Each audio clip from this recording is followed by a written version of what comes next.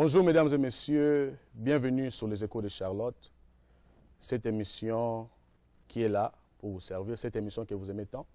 Je vous remercie de nous avoir toujours soutenus, je vous remercie d'être là pendant toute l'année 2016, vous êtes là depuis le début de l'année, vous êtes toujours attentivement branchés pour nous suivre dans tout ce que nous sommes en train de faire, nous vous disons déjà merci et je vous souhaite de joyeux Noël et le meilleur vœu 2017. Aujourd'hui, sur ce plateau, nous recevons un homme de Dieu. Il s'agit bien du révérend Atapi Singiamba.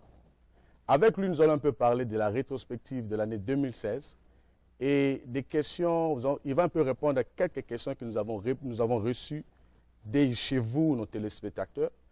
Et il va un peu nous éclaircir de quelques questions, de quelques points difficiles, quelques points durs.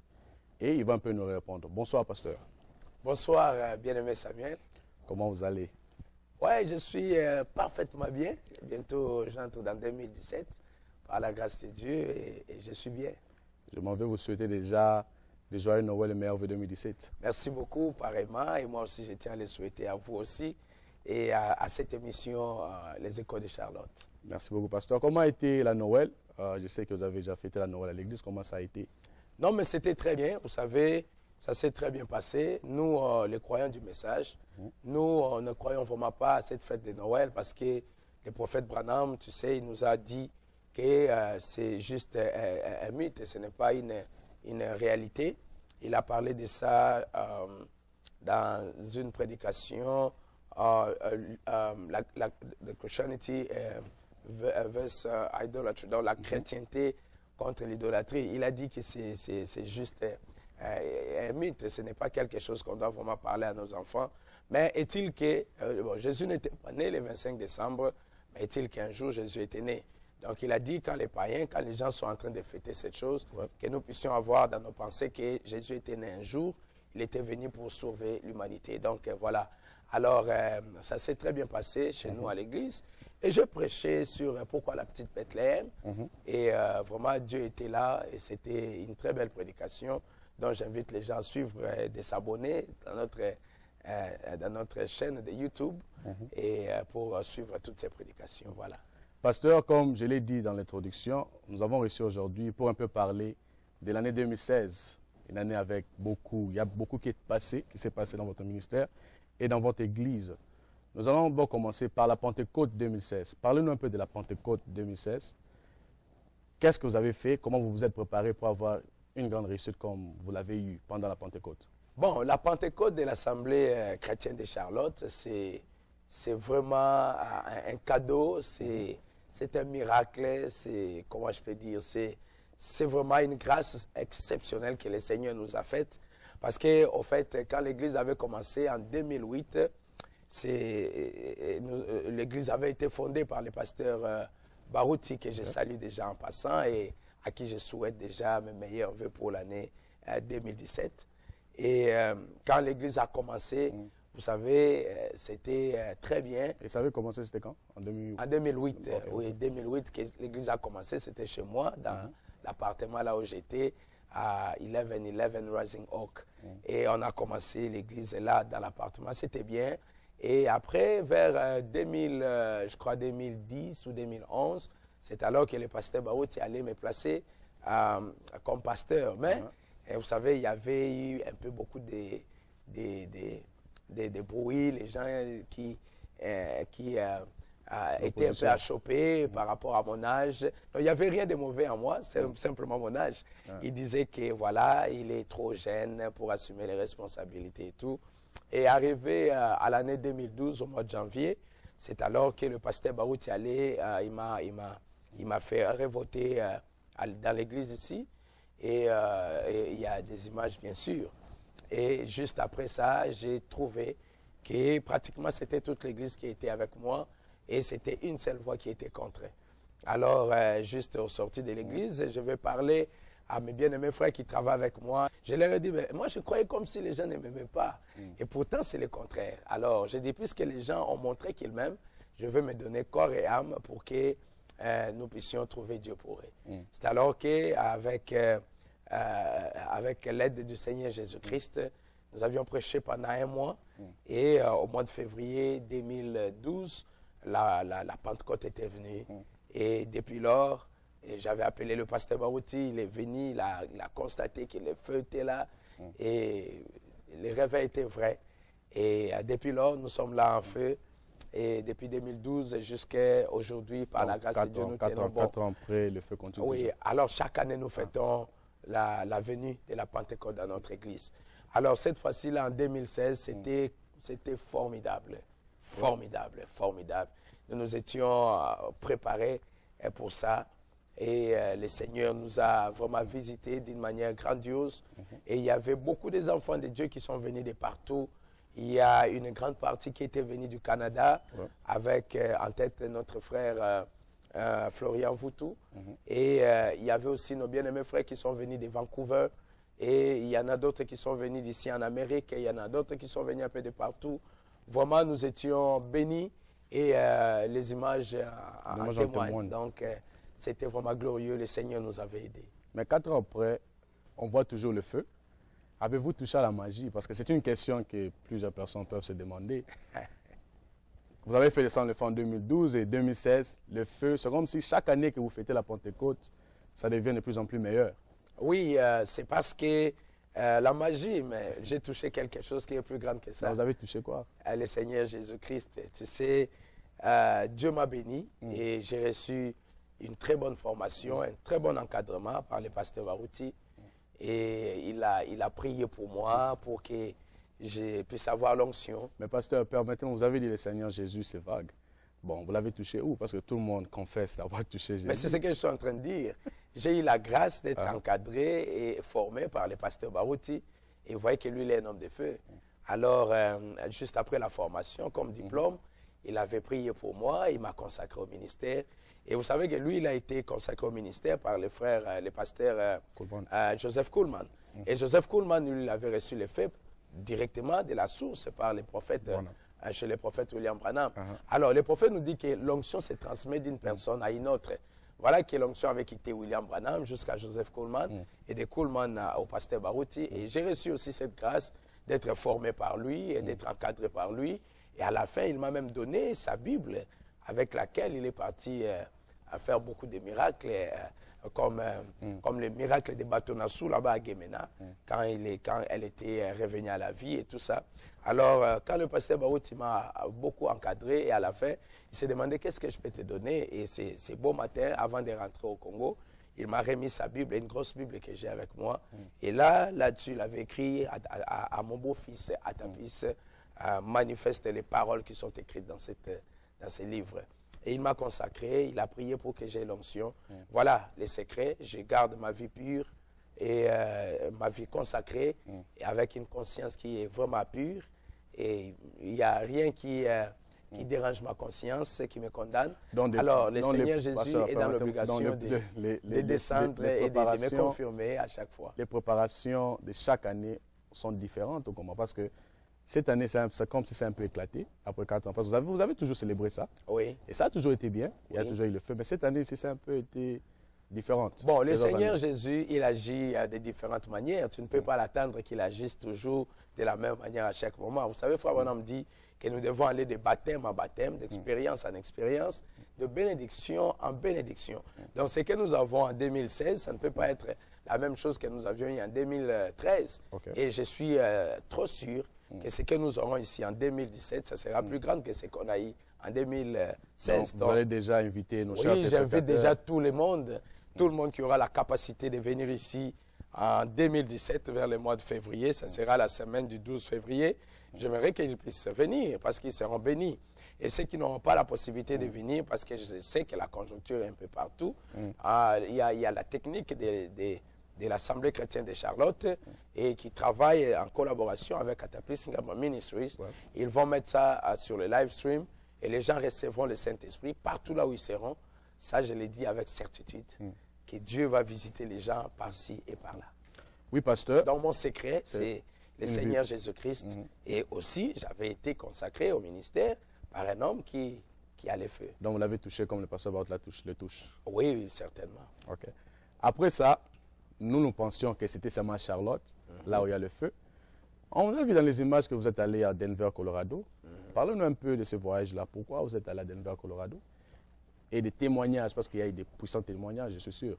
Bon, à Colorado, c'est le pasteur Gabel qui a son église là-bas. Son église s'appelle, je crois, A Voice of God Tabernacle. Et il avait organisé une convention, une très grande convention. Et il m'avait invité pour que je puisse y aller prendre part. Et nous sommes partis et il m'a cédé de prêcher. Et je prêchais sur « Messieurs, nous voudrions voir Jésus ». Je vous assure que c'était vraiment une très grande bénédiction. Le Seigneur m'a permis de prêcher devant les Blancs, les Latinos, les Noirs. Pourquoi, Monsieur, nous voudrions voir Jésus? Parce que dans ces temps, nous avons besoin de voir Jésus. Nous sommes fatigués des discours, fatigués de la théologie. Les gens ont besoin de voir Dieu. Partout dans les églises, je t'assure que les gens sont fatigués des discours vains. Ils ont besoin de voir Dieu. Parce que quelqu'un peut venir à l'église tous les jours avec des problèmes que les gens ont aujourd'hui. Et nous nous limitons seulement à les expliquer des choses, des citations, à leur dire, frère Wanam, quand il était à la pêche, quand il était comme ça, écoutez, montrez-nous Jésus, cela va nous suffire. Donc, messieurs, nous voulons voir Jésus. C'était vraiment un sujet très important. Et le Seigneur était au rendez-vous. Il était descendu, il a fait des choses inexplicables, des choses incroyables mais vraies. C'était formidable, formidable, formidable. Est-ce que vous vous attendiez à voir cela en dehors de votre église quand même? Oui, je sais que quand le Seigneur appelle un homme, ce n'est pas seulement pour son église. Quand tu as un ministère, ça doit servir dans les corps mystiques du Seigneur, donc partout. Là où il y a les enfants de Dieu, quand ils te reçoivent bien, ils reçoivent bien le Seigneur Jésus, automatiquement ça doit agir. Donc, le Dieu là qui agit avec moi, ici dans l'Assemblée chrétienne de Charlotte, et partout ailleurs, chez les gens qui me suivent à partir de chez eux, sur leurs petits écrans, sur Internet, le Seigneur agit beaucoup. Et là aussi, le Seigneur a vraiment agi. Et il y avait, tu sais, il y a beaucoup de témoignages en ligne. Oui, nous avons vu quelques-uns. Je ne sais pas si vous pouvez encore il y a un témoignage qui m'a beaucoup épaté. C'est le témoignage d'une sœur, une femme qui est venue. Elle avait des fibromes et elle devait aller passer, elle devait subir l'intervention chirurgicale. Et alors, on l'a invitée de venir suivre ce que le pasteur Atapis prêchait. Et elle était à l'église, quand je prêchais, elle a dit à elle-même, elle dit, les gens ici, ces choses qu'il est en train de prêcher là, on a déjà l'habitude de les écouter. Donc, ces gens ici, souvent, ils sont des aventuriers et tout. Mais il a dit, Seigneur, si réellement cet homme est ton serviteur, je veux que quelque chose se passe à moi. Je veux que je sois guéri. Elle a tant entendu des citations. Oui, mais elle est fatiguée des citations. Elle a besoin de voir Dieu. Et pourtant, là, c'était, je crois, les dimanches. Et pourtant, elle devait aller à l'hôpital, je crois, les lundis ou les mardis pour subir l'intervention chirurgicale. Et alors, elle a dit ça, elle a dit, Seigneur, si réellement cet homme qui est devant moi, il est ton serviteur, je veux un miracle, que ma maladie puisse disparaître. Et alors, quand elle est partie à l'hôpital, et juste à quelques moments avant cette intervention, le docteur va remarquer que la chose n'y était plus. Et le docteur a crié, il a dit, mais qu'est-ce qui ne va pas? Elle a dit que je ne sais pas. Elle-même, elle a oublié ce qu'elle avait dit. Et alors, ça c'est le docteur, ça c'est un homme blanc, ça c'est en Amérique.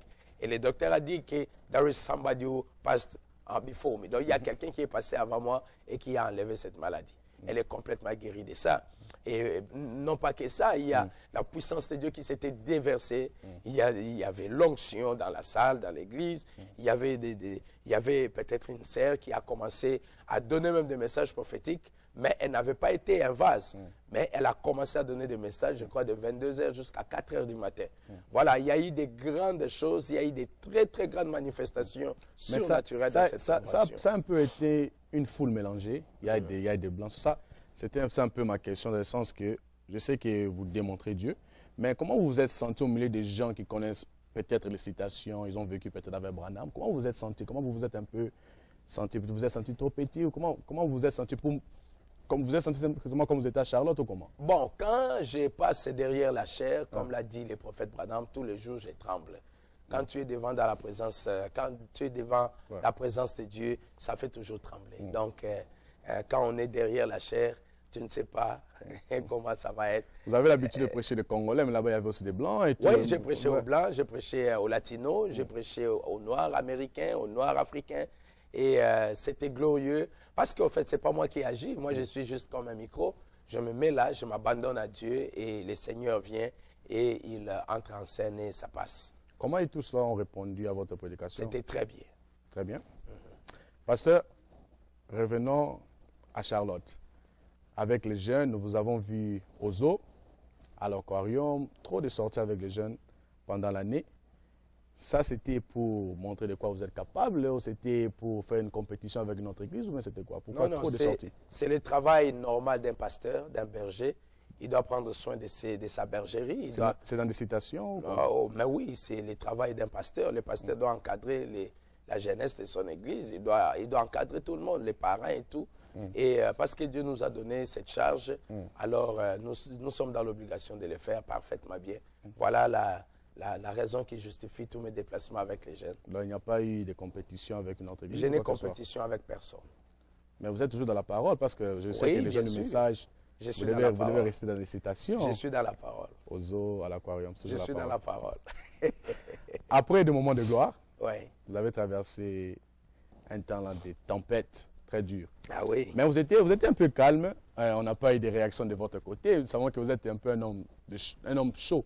Oui. Qui est toujours prêt à réagir. Oui. Mais cette fois-ci, vous n'avez pas réagi. C'était soit vous avez accepté des accusations qui étaient portées contre vous, ou c'était quoi? Vous avez un peu eu peur? Vous étiez trop calme là? Bon, j'ai lu quand même dans la Bible, une fois, il y avait un homme de Dieu qu'on avait giflé parce qu'il avait fait quelque chose qui était normal. Ouais. Alors, j'ai vu qu'il était calme et n'avait pas réagi. C'est pourquoi moi aussi, j'avais appris de rester calme. Donc, avant tout ce temps-là, quand vous êtes en train de réagir, vous n'avez pas appris ça? C'est seulement maintenant que vous avez appris ça? Non, non, j'ai appris. Miché, qui ne connaît pas Miché? Tout le monde connaît l'histoire de Miché. Mais on vous connaît comme quelqu'un qui réagit, qui est là. Mais oui, mais oui. Oui, mais j'avais préféré rester calme. Le Seigneur m'avait déjà parlé. Après mon voyage de Denver, de Colorado, parce que c'était un succès comme tu n'as aucune idée. Moi-même, j'étais comme étonné. Je me disais, mais Seigneur, tu m'as vraiment fait du bien. Donc, comme l'autre là chante là, Nzamba Kabelinga Bomengo. Donc, le Seigneur m'a vraiment donné gratuitement les bienfaits. Donc, j'ai vu que c'était bien. Il y avait des guérisons instantanées, il y avait des miracles, il y avait des choses, des grandes choses qui se sont produites. Alors, quand je suis rentré, alors Dieu m'a parlé. Et c'était ici à l'église que le Seigneur m'avait parlé pour me dire qu'Atapi Singiamba, mon fils, j'étais beaucoup élevé et tu dois t'attendre à une épreuve qui ne sera pas la moindre. Ça ne sera pas petit, ça ne sera pas le moindre, ça sera très grande. Mais rassure-toi que je serai avec toi et ça va bien se passer. Il m'avait dit ça comme ça. Je ne savais pas si ça allait venir à gauche ou à droite, au sud ou au centre ou comment, je ne savais pas. Mais est-il que j'étais déjà préparé à une épreuve. Et quand je prêchais la prédication qui a été placée sur Internet, juste cet extrait, alors j'étais ici avec le pasteur Barouti. Et tout était très bien. Et jusqu'à ce que nous allions nous tous apprendre comment cela avait engendré des journalistes, des analystes, des commentateurs. Et chacun a essayé de faire un peu le travail pour plaire à l'esprit qui l'animait. Et cela a conduit les gens vraiment à me traiter de tous les noms qu'ils pouvaient. Et chacun a déduit une chose de sa manière. Il y en a d'autres qui ont dit que j'ai quitté mon pasteur. Ils m'ont traité d'un traître, ils m'ont traité de Judas. Et il y a d'autres prédicateurs du message, bien sûr, qui m'ont appelé de l'Afrique, du Congo, pour me dire que j'ai maintenant des démons à moi. Il y en a d'autres qui m'ont dit que je pars tout droit en enfer, sans escale. Et chacun avait essayé vraiment de dire ce qu'il lui semblait bon de dire. Et il y en a d'autres qui m'ont calomnié. Ils ont inventé tout ce qu'ils pouvaient inventer sur moi. Ils m'ont traité de tous les noms, sauf un chrétien. Ils m'ont menacé de mort. Et il y avait beaucoup bien de choses. Mais parce que le Seigneur m'avait déjà parlé, que c'était une épreuve, je devais rester calme. Alors, je suis resté calme jusqu'à aujourd'hui. Je préfère toujours rester calme parce que je sais que c'est dans le silence que le Seigneur travaille. c'est dans le silence que le Seigneur va donner la victoire. Et aussi, il est écrit quelque part que vaut mieux la fin d'une chose que son commencement. Donc la réalité de la chose est que je n'avais pas été contre mon pasteur et je ne suis pas sorti des Écritures malheureusement. Et voilà, c'est simplement les gens mal intentionnés, comme je l'avais dit l'autre fois, qu'il m'avait mal compris. Il m'avait mal compris. C'était à moi de poser la question de savoir qu'est-ce que je voulais dire quand j'avais dit ce que j'avais dit. Mais chacun a essayé de déduire ce qu'il voulait. Ils ont mixé les images avec mes paroles, avec les paroles du pasteur Barouti. Ils ont vraiment essayé de faire tout ce qu'ils pouvaient exactement pour nuire à nos relations entre moi et mon pasteur. Mais malheureusement que le diable il a échoué. Le Seigneur il a gagné comme il en a l'habitude de gagner. Et voilà, Dieu m'avait déjà prévenu et ça s'est passé exactement comme il avait dit. Et l'épreuve est passée, 2016 est passé. Donc c'est ça qui vous a quand même donné un peu la force, qui vous a fortifié parce que Dieu vous avait déjà un peu prévenu de ça. Oui, ça fait du bien quand tu as Dieu. Il ne te laisse pas être surpris par des problèmes. Tu es informé par les moindres choses qui se passent. Donc Dieu m'avait déjà informé sur les moindres détails. Au point même que quand j'étais sur le point de réagir sur Internet, parce qu'au fait, j'ai quand même le langage facile. Je suis un homme qui parle aussi, mais ouais, quand il m'arrivait, je voulais parler. Et le Seigneur m'interdisait plusieurs fois de ne pas le faire. J'ai fait plusieurs émissions. Plusieurs émissions. Et il y avait des chaînes qui étaient venues m'interviewer. Il y avait des gens, il y avait des journalistes. J'ai fait des émissions qui étaient bien traitées. Et c'était aussi mis sur Internet. Et quand on voulait les lancer, le Seigneur me disait de ne pas les faire. Alors, j'interdisais et je leur disais d'effacer tout. Ils ont effacé. Il y a même où j'avais déjà fait une émission avec vous sur les Échos de Charlotte et j'avais parlé, c'était une émission d'1 heure du temps et j'avais vraiment parlé comme il fallait que je parle. Mais arrivé au point de mettre ça en ligne, le Seigneur m'avait interdit, m'avait dit mon fils, tu ne peux pas le faire. Alors j'étais obligé d'obéir à la voix de Dieu et je me suis retenu, j'ai gardé mon silence et je vois que le silence était mieux que parler. Parce que j'avais compris que tout ce qu'on disait, ça ne me concernait pas, c'était faux. Les péchés qu'on me donnait, c'était faux. Atapis, il est égal à lui-même. Donc, tout ce qu'on dit là, je ne suis pour rien. Ce n'est pas seulement vous. Nous avons aussi remarqué que les anciens, le pasteur Barouti et le pasteur Vibidi, là, se sont aussi réconciliés. Qu'est-ce que vous en dites? Vous êtes aussi dans la guerre quand même. Oui, mais j'avais déjà répondu à ça quand le frère des Gospel Cross m'avait posé cette question. J'avais dit que j'ai très bien accepté cette nouvelle parce qu'au fait, qu'est-ce que nous avons à gagner quand nous sommes dans les conflits, dans les choses? Il y a un ciel à gagner et il y a un enfer à éviter. Donc, moi, je préfère que je puisse vraiment me féliciter, me réjouir de cette nouvelle. Ça a été une très bonne nouvelle. Le pasteur Vibidi, là, c'est un grand homme de Dieu qui a fait un grand travail pour le Seigneur là-bas, du côté de Mbujimaï. Le pasteur Barouti, c'est un grand homme de Dieu qui a fait un grand travail aussi là-bas du côté de Kinshasa. Et vraiment, nous sommes très heureux de savoir que tous les deux, ils s'attendent bien. Donc, ce problème est déjà passé. Nous sommes attendus avec le pasteur Vibidi là. Il n'y a aucun problème entre nous et tout va très bien.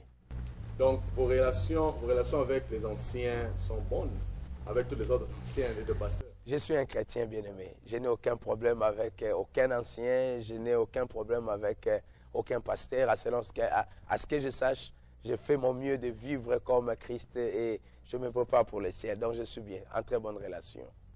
Tout a été dit sur vous, sur votre église, sur le pasteur Barouti qui ne viendra plus à Charlotte. Mais à notre surprise, le pasteur Barouti se trouve à Charlotte. Parlons-nous un peu de l'accueil. Waouh! Cet accueil, je vous assure, c'était vraiment un accueil au vrai sens du mot. Parce que vous savez qu'est-ce qui a fait la grandeur de cet accueil? Ou qu'est-ce qui a fait la spécialité de cet accueil? Ce n'était pas réellement l'accueil en soi, mais c'était le moment dans lequel cet accueil a eu lieu. C'était pour vous autres qui... Non, ce n'était même pas ça. Vous partez très loin. Là, c'est ce que les gens disent sur Internet. Mais le pasteur Barouti est venu à un moment où il y avait les fusillades ici à Charlotte. Il y avait des tueries. On a tué un noir. Et cela avait fait qu'il y avait la police qui était déployée partout. Il y avait même l'armée américaine. Les marines, c'était partout ici. Et notre église n'est pas loin de l'aéroport. Et là où moi j'habite, n'est pas loin des du centre-ville, là où il y avait tous ces problèmes. Vous comprenez? Et pendant ces temps, même les gouvernements provinciaux ici, on nous avait interdit des attroupements. On a interdit de voir les gens marcher, vraiment des regroupements de gens. Et spécialement, nous sommes des Noirs et nous sommes des Africains. Tu comprends que c'était un moment très sérieux. On a même décrété les couvre-feux. C'était la première fois pour moi, depuis 14 ans que je vis ici en Amérique, que je veux voir, on a décrété les couvre-feux ici à Charlotte. C'était grave. Et pendant ces moments-là, exactement, c'est le moment que le pasteur Baouti avait choisi de venir ici à Charlotte. Tu t'imagines un peu? C'était un moment qui n'était pas facile. C'était un moment qui était très, très compliqué. Mais le Seigneur a permis que, bon, on nous a déjà informé que vous ne pouvez pas aller vous regrouper à l'aéroport. Non, il n'y a pas d'attroupement. Moi aussi, j'ai appelé le pasteur Baouti. Je lui ai dit que, pasteur, nous ne serons pas à mesure de venir à l'aéroport pour vous recevoir. Et le pasteur Baouti, il a dit, d'accord, il n'y a aucun problème parce que je comprends, ça s'est passé sur CNN et tout ça. Je parlais aux enfants de Dieu, je leur ai dit, peu importe ce que ça va nous coûter, nous serons à l'aéroport pour recevoir le pasteur Baouti. Et nous étions partis. Alors quand le pasteur nous a vus, il était étonné. Il a dit, mais nous savons que vous ne devez pas être à l'aéroport. Comment vous êtes venu? Donc voilà d'abord la chose qui a fait la spécialité de la chose. Mon frère, nous on était ici en train d'adorer le Seigneur. Il y avait un hélicoptère de la police américaine qui était en train de sillonner sur l'église, qui était en train de veiller sur nous. Il y avait des policiers qui étaient sur la rue ici. Il y avait d'autres policiers undercover, comme on dit, qui étaient en train de nous surveiller. Mais nous avions vraiment fait l'acte, vraiment la preuve de la bravure. Et nous sommes partis prendre le pasteur Baouti à l'aéroport. Et nous l'avons amené ici.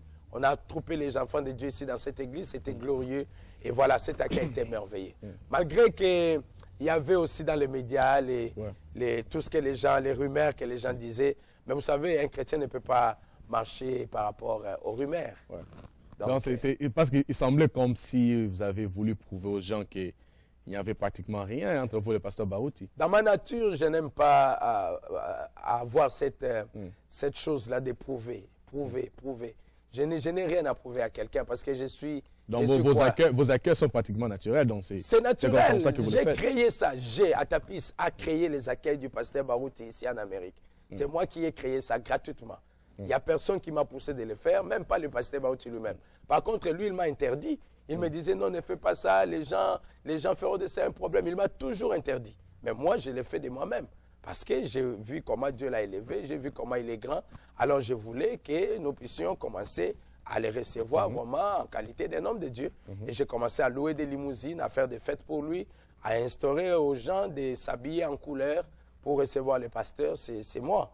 J'ai installé ça ici à Charlotte. Je suis allé installer ça au Canada et c'est devenu quelque chose de partout où les gens sont en train de l'imiter, mais ça a commencé par Atapis. Donc quand je le fais, je ne prouve à personne quelque chose. Donc vous êtes l'intelligence derrière tout ça? Bon, je pense que Jésus-Christ est l'intelligence. Mais si c'est vous qui l'avez installé, vous êtes l'intelligence derrière tout ça? Ben...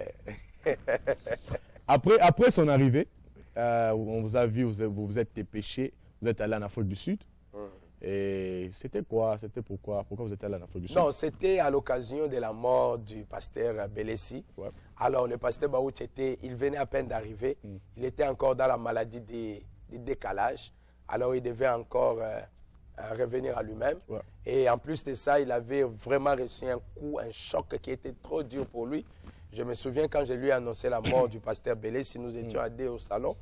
Et il a fait semblant de ne pas écouter. Et il a continué de regarder. Il m'a dit, mets pour moi la RTNC.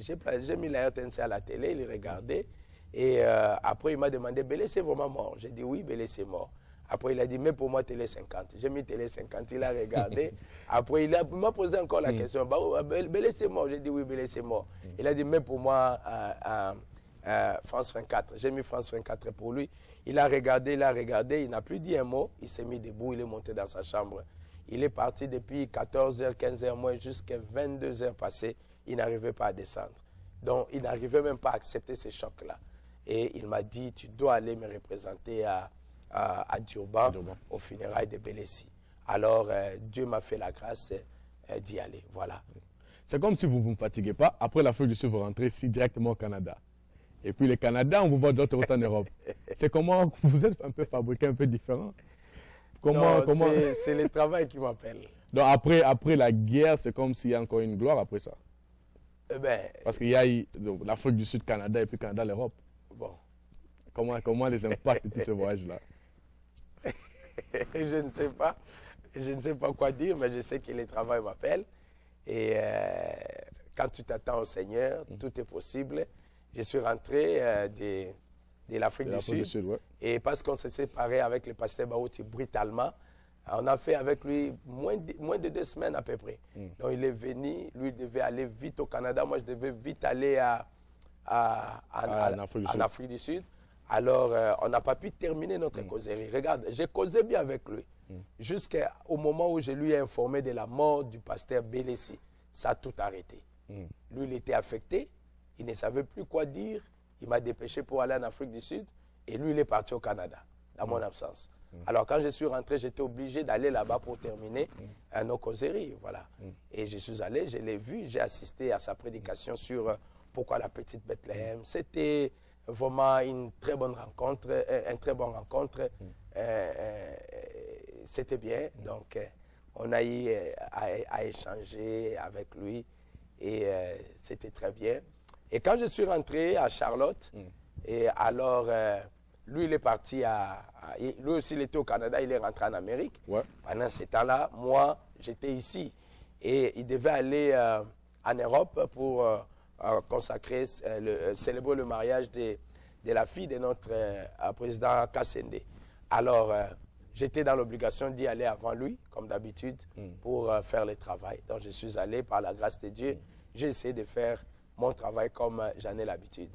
Et après, il est venu, je l'ai reçu là-bas le matin, le vendredi matin, à Bruxelles, à Zaventem. Et le travail a été fait. Et jusqu'à ce que nous nous sommes séparés, le jeudi, moi, j'ai pris mon avion pour rentrer à Charlotte. Et le vendredi, lui, il a pris son avion pour aller à Kinshasa. Pasteur, nous arrivons à la fin de cette émission, mais avant la fin, si on vous demande aujourd'hui quel a été l'impact de votre ministère pendant l'année 2016, qu'est-ce que vous dites? 2016 a été pour moi une très, très grande et belle année. Ouais. Ça a été une année de grands accomplissements. Dieu m'a aidé par sa grâce pour accomplir de très grandes choses. Et j'ai reçu des témoignages comme jamais. Les sidatiques qui ont été guéris, les cancéreux qui ont été guéris, les stériles qui ont eu des enfants. Il y a eu des très, très grandes choses qui se sont produites dans mon ministère par la grâce de Dieu pendant cette année 2016. Donc, vraiment, Dieu m'a aidé pour accomplir de grandes choses. Je dis encore que c'était une année de grands accomplissements. J'ai vraiment accompli de grands accomplissements au niveau de ma foi, mes expériences avec Dieu, la marche de l'Église et ma vie professionnelle et mon ministère, tout vraiment, par la grâce de Dieu, ça a été un très grand accomplissement.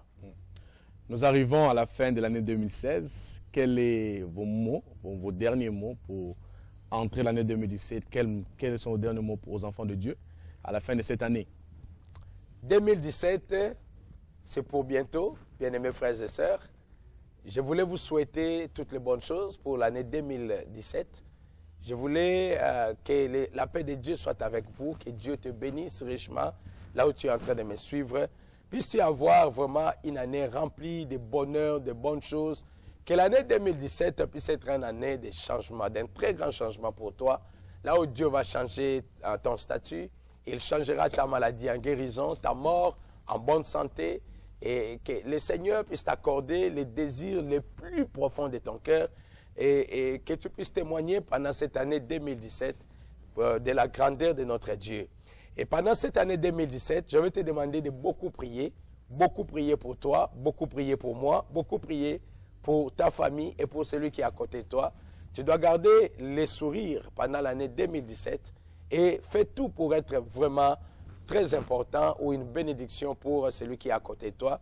Mais n'oublie pas que le Seigneur Jésus-Christ, il revient très bientôt pendant cette année. Peut-être que ça sera la dernière année que nous allons vivre sur la terre. Soyez prêts pour que nous puissions rentrer dans notre pays, dans notre maison là-bas au ciel. Et pour 2016 qui vient de terminer, je veux vraiment te remercier, sincèrement du fond de mon cœur, pour tout ce que tu as représenté pour moi. Vous tous qui avez été là, qui avez été sur www.atapisingiambaministries.org pour me suivre, vous tous qui avez été branchés sur notre live stream, et vous nous avez suivis, vous tous qui avez été connectés sur le réveil de Charlotte, en tout cas, vous qui avez été sur Twitter, toutes les questions que j'ai reçues dans les emails et tout, franchement, je voulais vous dire merci pour ça. Et vous tous qui avez été là pour suivre les rubriques, la rubrique sur les weekly verse ou le verset de la semaine, je tiens vraiment à vous remercier infiniment. Puis c'est Dieu, le Dieu du ciel vous bénit richement. Et je tiens aussi à présenter mes vœux le meilleur à mon épouse qui a été vraiment mon soutien pendant toute l'année 2016 et à toute ma famille, à tous les bien-aimés frères et sœurs qui ont été là pour nous soutenir d'une manière ou d'une autre dans les nets et partout, les coups de fil et tout. Vraiment que les Très-Hauts vous bénissent abondamment. À nous revoir en 2017, Dieu voulant. Et je crois que nous allons toujours continuer à être une grande bénédiction pour vous, chez vous, dans votre maison, dans tout ce que vous entreprenez, par la grâce de Dieu. Merci, pasteur, de nous avoir accordé cette interview. Nous vous souhaitons les meilleurs vœux. Et je sais que ce n'est pas la dernière fois. Vous nous promettez de revenir encore l'année prochaine sur ce plateau. Merci bien pour cette invitation. Et le plaisir est mien d'être là dans votre plateau, les Échos de Charlotte. Et je tenais aussi à vous présenter à vous aussi particulièrement mes vœux le meilleur et à toute l'équipe des Échos de Charlotte et des Atapis Ngamba Ministries. Que le Seigneur vous bénisse richement. Merci beaucoup, pasteur. Merci à vous, nos chers téléspectateurs qui nous suivez là-bas chez vous. Et que le Seigneur vous bénisse et à la prochaine.